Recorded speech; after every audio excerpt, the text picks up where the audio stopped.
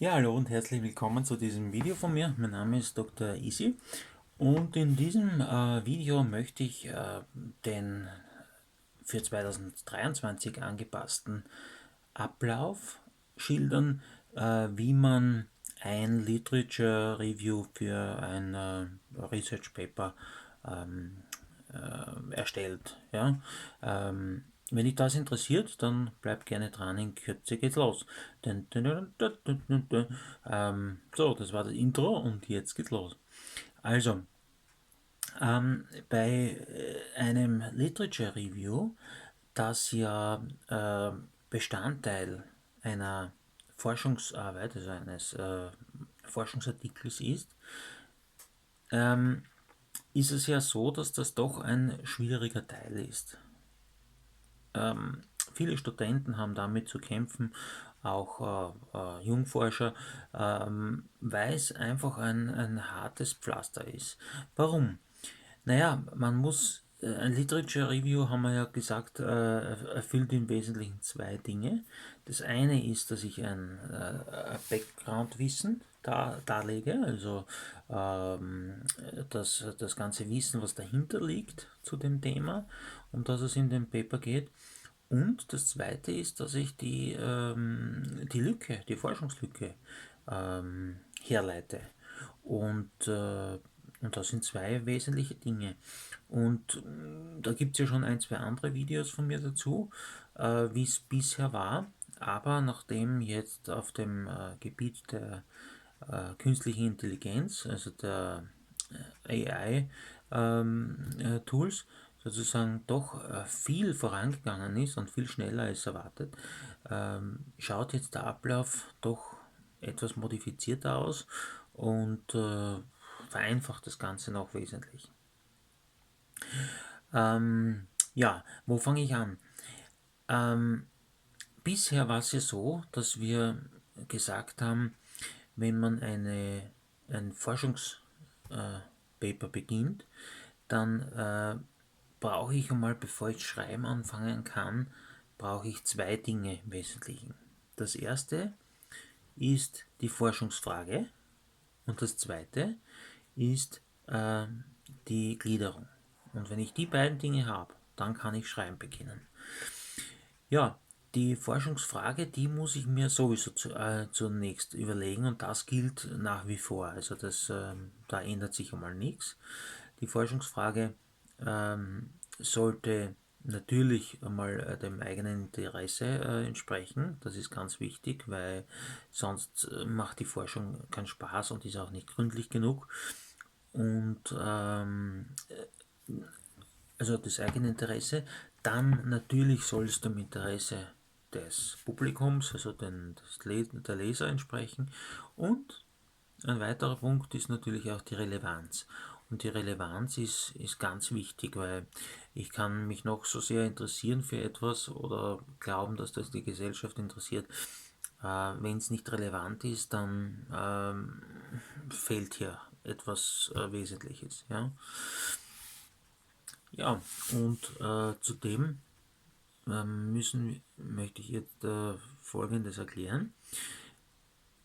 Der weitere Punkt war ja so bisher, dass wir dann, wenn wir die Forschungsfrage formuliert haben, also wenn man mal die Forschungsfrage muss ja nicht noch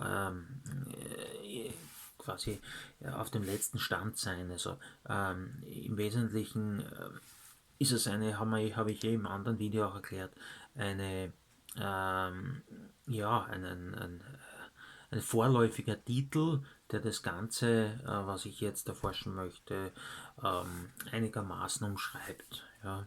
Es geht ja im Wesentlichen darum, dass man die Keywords herausfiltert. Und wenn ich jetzt die Keywords aus meiner Forschungsfrage extrahiere, und da haben wir ja gesagt, das sind 2 bis 4, warum das so ist, 2 bis 4, das erkläre ich alles im anderen Video, nur noch einmal kurz zur Wiederholung, damit eben die Begrifflichkeiten nicht zu umfangreich werden, weil wir ja pro Keyword dann noch die Synonyme und die Übersetzungen haben und so weiter, weil wir brauchen ja in erster Linie Englisch und in zweiter Linie in meinem Fall Deutsch. Englisch ist aber das Wesentliche, weil die echte Wissenschaft im Englisch ist. Ähm, Ja, und jetzt ist es eben so, dass man die Keywords, haben wir gesagt, extrahiert, und dann war es eben so, dass man da mit den Synonymen und so weiter, haben wir gesagt, startet man mit ca. 20 bis 30 Begriffen insgesamt bei 2 bis 3 Keywords, 2 bis 4 Keywords muss man sagen. Und jetzt kommt eben der große Unterschied zu den AI-Tools jetzt, weil mit den Begriffen haben wir früher ja, oder bisher ja dann die Boolean Operatoren angewandt mit den AND, OR oder NOT Funktionen, und sind dann damit in die verschiedenen Datenbanken gegangen. Wie wir gesagt haben, eben 2 allgemeine Datenbanken und 1, 2, 3 spezielle Datenbanken, und hat man dann aufgrund dieser langen Befehle, die Klammern enthalten und so weiter, hat man dann eben die Suche eingeschränkt und eben die wesentlichen Papers dann gefunden. Damit sind wir dann in die Matrix gegangen. Allerdings ist es jetzt so, dass ab dem Zeitpunkt, wo wir dann die Matrix erstellen, um dann die Patterns, also die Lücken zu erkennen, das ist dann wieder gleich, aber wir ersparen uns jetzt durch diese AI-Tools sozusagen den Schritt mit den Boolean Operatoren. Und dadurch, dass man jetzt in jede einzelne Datenbank reingehen muss und so weiter. Und das ist doch ein aufwendiger Schritt. Und da gibt es jetzt tolle Tools, die das einem abnehmen. Und da kann ich nur empfehlen, verwendet am besten 3 AI-Tools. Das erste Mal ist Connected Papers. Das zweite ist Litmaps. Und das dritte, was eigentlich meiner Meinung nach das Beste von den dreien ist, aber lieber alle 3 anwenden. Und das dritte ist Research Rapid. Ja? Und alle 3 Tools sind kostenfrei, ladet euch das runter und geht mit euren Begrifflichkeiten oder mit der ganzen Forschungsfrage, je nachdem wie es dort verlangt ist, hinein. Und das Tolle ist jetzt, dass man nicht mehr die Boolean Operatoren reinschreiben muss, noch sonst was, sondern maximal die paar Keywords, die wir hatten, oder eben die ganze formulierte Forschungsfrage. Und er spuckt euch dann sozusagen aus, welche Paper es zu diesen Kombinationen von Keywords oder zu dieser Forschungsfrage gibt. Plus beim Research Rabbit ist es noch so, dass er auch die Similar Papers anzeigt, und dadurch findet er noch wesentlich mehr als man vorher mit den Befehlen und mit den Datenbanken und so weiter. Da konnte man viel finden, aber es ist aufwendig und es ist noch immer nicht so qualitativ so eine gute Suche, dass es wirklich alles abdeckt.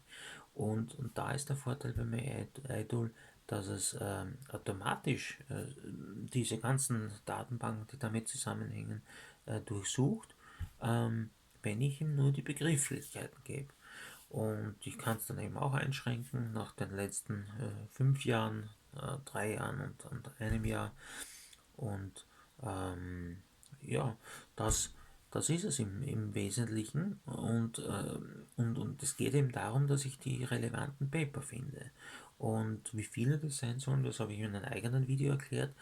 Das ist so, wenn es ein Literature Review für eine Section ist, also für einen Abschnitt von einem Research Paper, dann ist in etwa die Seitenanzahl des Papers auch die Anzahl der Quellen, die ich verwende.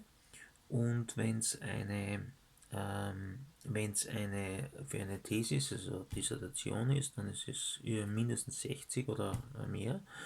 Und wenn es für eine andere Forschungsarbeit ist, unter einer Doktorarbeit, dann sind es zwischen 5 und 15 in etwa. Und wenn es ein eigenes Literature Review Paper ist, dann sind es circa dreimal die Anzahl der Seiten. Und, und danach kann ich mich richten. Und nachdem ich jetzt durch diese AI-Tools ja viel aufgelistet kriege, eben bis in die letzten Jahre hinein und dann weiß, okay, für mich ist nur relevant, was in den letzten 5 Jahren war und dann eben nur 3 Jahre, ein Jahr, dann kann ich damit arbeiten. Und als Einstieg empfehle ich folgendes Tool. Das ist jetzt nicht eins von diesen dreien, was ich vorher genannt habe, sondern nennt sich Paper Digest. Und bei Paper Digest ist es so, dass der ein Literature Review von selbst erstellt. Aber Vorsicht, bitte nicht erstellen lassen und dann Copy und einfügen. Es ist gut, aber es ist nicht perfekt. Und das ist ein großer Unterschied. Es bildet nur mal eine, ja, Dr. White beschreibt es als Saat, also einmal einen Ansatz, eine Aussaat. Und darauf kann ich aufbauen. Und bei Paper Digest kann ich das Literature Review also macht automatisch eben die letzten 5 Jahre, 3 Jahre und dann ein Jahr. Und das sind im Wesentlichen 3 Absätze, mit denen ich arbeiten kann. Und ja, und wenn ich diese Literatur von dem Paper Digest schon einmal als Basis habe und dann noch im Connected Paper, Litmaps und Research Rapid einbaue, dann habe ich so viele relevanten Papiere, dass ich nicht alle verwenden kann, sondern eben ich richte mich ja nach der Anzahl und kann mit diesen Papern arbeiten, kann mir die Abstracts anschauen, kann es nochmal aussortieren und kann dann eben die Matrix erstellen, um dann letztlich die Forschungslücke herauszuextrahieren. Und ja, das ist ja dann das Ziel des Literature Review Kapitels. Und dann kann ich eben das schreiben und beim Schreiben, wie gesagt, achten auf die Formulierungen, auf die Wissenschaftlichkeit, und da ist eben das Tool Writeful sehr empfehlenswert, weil es eben speziell fürs akademische Schreiben zugeschnitten ist und einem da Vorschläge gibt aufgrund einer Datenmenge, die da im Hintergrund läuft, die ja, also enorm groß ist, und dadurch macht einem auch Vorschläge, wie man das formulieren kann. In diesem Sinne hoffe ich, dass euch einmal der Start leichter fällt und ihr quasi die Research Paper und Literature Reviews jetzt aus einem neuen Blickwinkel seht und auch ja, die neuen Tools verwendet, weil ihr damit viel Zeit und Energie spart damit. Alles Gute.